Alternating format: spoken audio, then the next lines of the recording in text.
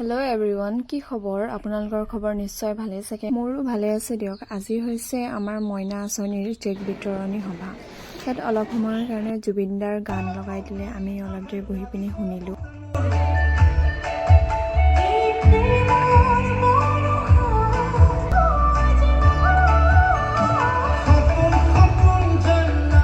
তাৰপিছত আমাৰ ছাৰে অলপ দেৰি ভাষণ দিলে। তাৰপিছত অজন্তা বাইদেউ আহি পিনি উপস্থিত হ'লহি।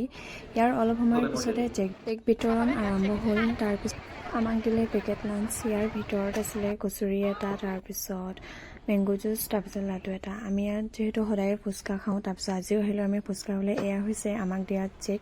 এই চেকখন দিয়াৰ বাবে আমাৰ বহুতো সুবিধা হৈছে। ইয়াৰ বাবে মামাক বহুত ধন্যবাদ জনাইছোঁ।